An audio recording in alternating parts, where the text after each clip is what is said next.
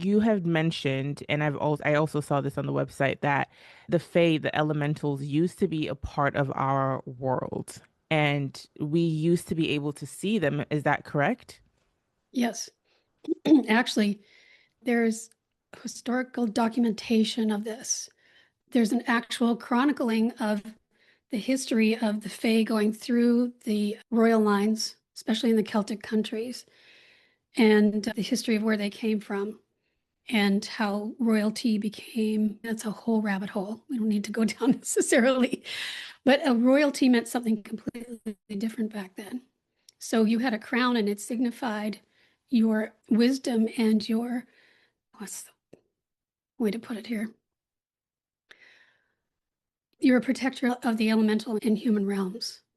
So that classification of what a crown and royalty meant shifted over the years and got more and more solidified in the human realm and all that machinations that come with that.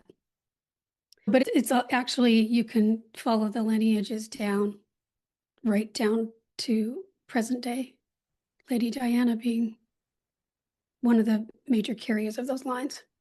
Oh my goodness. Okay, just to make sure I fully understand, you said that there's like historical documentation of this, of them being a part of our realm. So were they humans? It's okay. They were not humans. No, they were Fae beings that actually were in 3D. Okay. So, yeah, so the And it, realms were overlapping more at that time. It's maybe a good okay. way to say it. Yeah. Okay, so human beings could see these Fey beings. They were more physical rather than plasma beings, which we talked about, where they look translucent.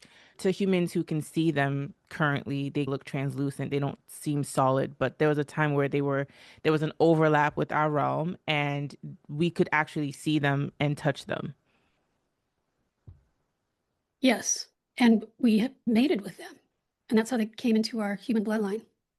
Okay, so they were a lot bigger than what is presented on television. And I know we talked about this in our last conversation that they can take on different forms. They could look really small, they can make themselves really big. So I'm assuming that when they were walking beside us and we could actually see them, they were fairy beings. They weren't necessarily human beings, but again, they were physical and they we could mate with them and they were big enough. They were in our realm. And these were called the Shining Ones or the Tuatha De Danann or the She, Sidhe, from the Celtic countries.